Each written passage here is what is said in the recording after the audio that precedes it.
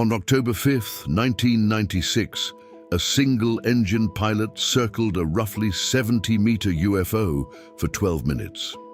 When he tried to approach the top of the object to see what was inside, what happened next nearly cost him his life. Realmente, a partir dali eu tive uma experiência que para mim internamente ficou o seguinte: o objeto que eu estava vendo não era do nosso mundo. Air traffic controllers were in radio contact throughout the entire event. They saw the object from the ground, and when the pilot landed, they chose to report the incident. Radars were activated. What was or wasn't detected that morning still raises questions to this day. But what stands out most was what came out of that colossal object. The pilot was Haroldo Westendorff, 39 years old, a resident of Pelotas in the state of Rio Grande do Sul. A businessman, he ran a rice processing company, a transport firm, and an animal feed factory in the region. But outside of work, Westendorff lived to fly. He had held a private pilot's license since the age of 19, and he was no ordinary pilot. He was a two-time Brazilian aerobatics champion. Someone who had spent years executing high-precision maneuvers, reading the sky under conditions most pilots would never face. That morning he was flying an EMB 712 2P, a single-engine aircraft manufactured by Embraer, registration PTNTH, built in 1980, a well-known, fully documented aircraft with a traceable history. In other words, this was not an anxious observer mistaking a distant plane for something extraordinary. This was someone trained to identify exactly what he was looking at. And what he saw that morning he never forgot. On the morning of October 5th, 1996, Westendorff arrived at Pelotas Airport with nothing special on his schedule. The plan was simple, a leisurely sightseeing flight. No fixed destination, no cargo, no passengers. Just him and his tupi in the skies over Rio Grande do Sul. At 9 in the morning, he took off. For about an hour, everything went exactly as expected. The flight was smooth, the sky was clear, and below him stretched the Lagoa dos Patos, one of the largest lagoons in the world, over 250 kilometers long, cutting along the coast of southern Brazil. It was familiar scenery. Westendorff knew that region well. Around 10 a.m., flying at approximately 300 meters of altitude over Ilha de Saragonha, about 15 kilometers from Pelotas Airport, something ahead of him caught his attention. At first, he thought it was another aircraft, but it wasn't. As Westendorff closed the distance, it became clear that what lay ahead was no conventional aircraft. The object was stationary. It wasn't moving toward him, wasn't following any route, wasn't performing any maneuver. It was simply there, suspended in the air above the lagoon. And it was big, way too big. As he drew closer, the shape came into sharper focus. It wasn't a plane. It wasn't a helicopter. It wasn't anything that Westendorff, a two-time aerobatics champion, a pilot with 2 decades of experience, had ever seen in his entire life. What he saw was an enormous structure with a faceted cone shape. The base was flat and wide. The top ended in a rounded oval dome. Between the base and the top, 8 to 10 angled side panels covered the entire surface. And on each of those panels, 3 large triangular protrusions jutted outward like structural ridges on the side of a building. All of it a uniform brown color, and the entire structure was rotating, slowly, around its own axis, in a steady, controlled motion. No engine, no wings, no sound whatsoever. Ele tinha exatamente 70 metros de altura, que eu poderia afirmar pelo altímetro do avião. Eu tive na parte de baixo e na parte de cima dele. Esse é exatamente a altura, eu sei. Bom, a parte redonda embaixo, aproximadamente 100 metros de circunferência. Westendorff estimated the object was approximately 70 meters tall and 100 meters in diameter at the base. His own aircraft was less than 6 meters wide. He was staring at something the size of an entire soccer field, suspended in the air in absolute silence over the waters of Lagoa dos Patos. Instead of pulling away, he did the opposite. What he saw next was terrifying.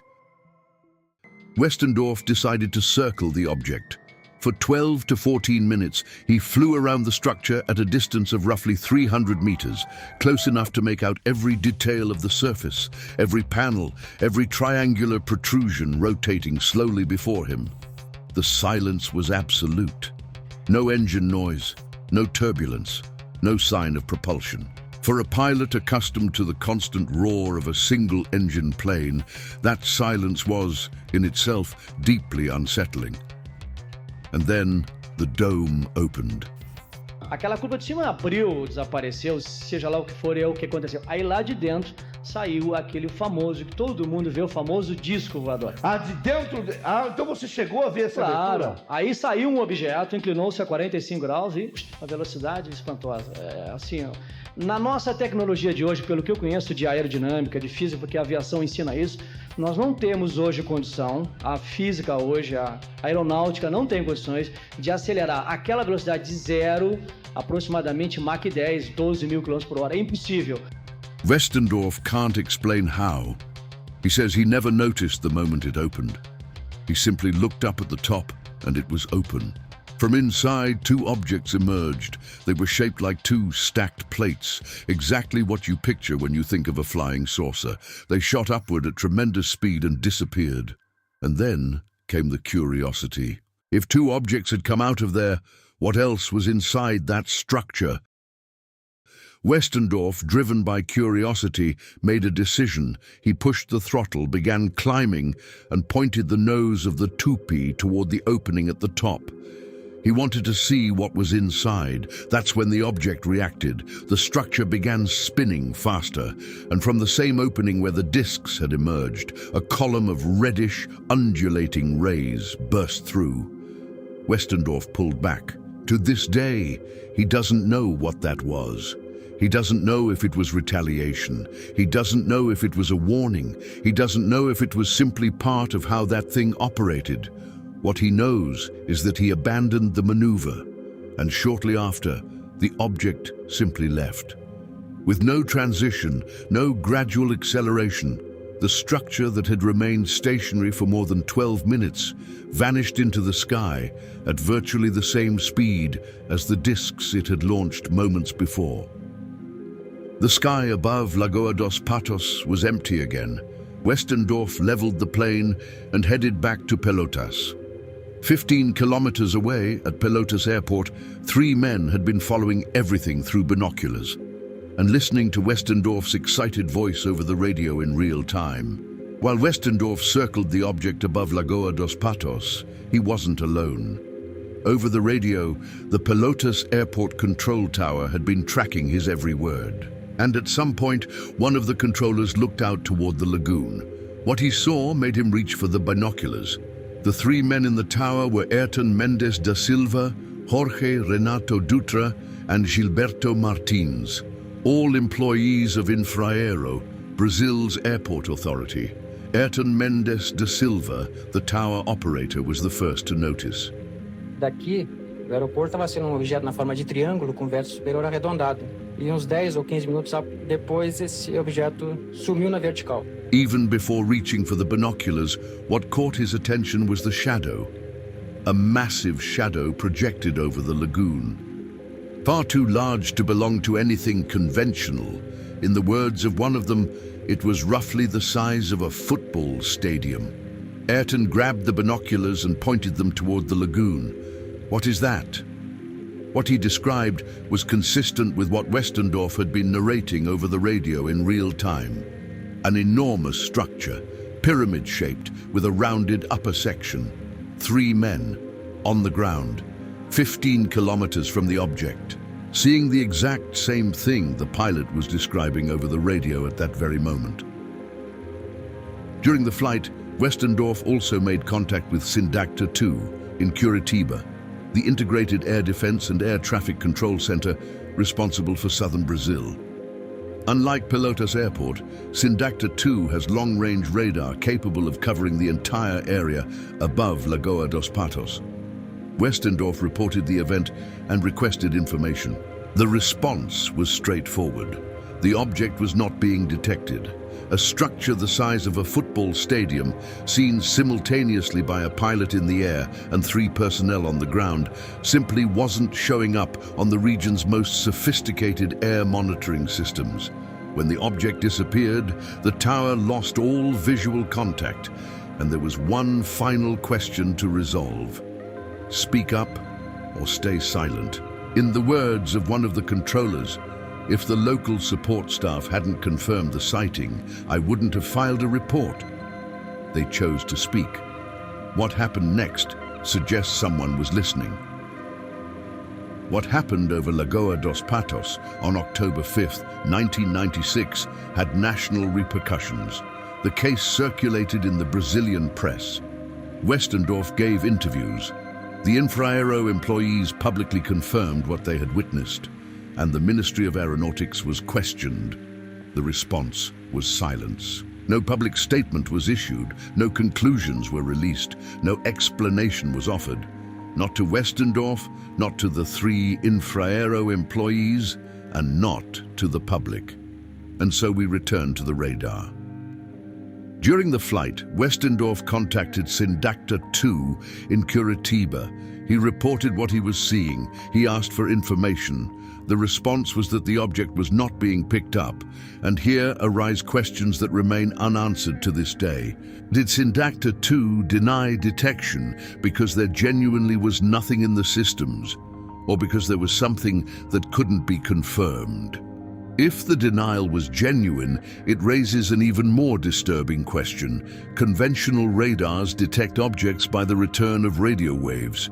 What if that structure simply reflected nothing? What if the technology behind that object was advanced enough to be completely invisible to every instrument available in 1996? And if neither explanation is sufficient, there's a third possibility. 4 trained witnesses saw the same object. The radar recorded nothing. Which version do you choose to believe? Nearly 30 years have passed since that morning above Lagoa dos Patos. Haroldo Westendorff never walked back his account, never changed the story, never stopped talking about what he saw. A 2-time aerobatics champion with decades of airborne experience, who spent roughly 15 minutes circling something he can't explain, and that to this day, no one has been able to explain for him.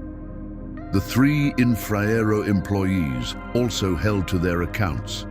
They saw the same object. They described the same thing, and they chose to speak out, knowing full well what the consequences might be. Sindacta 2 denied detection. The Ministry of Aeronautics went silent, and the case went on without any official answer. What we know for certain is this.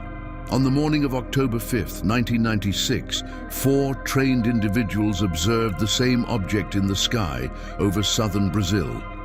One of them was less than 200 meters from that structure.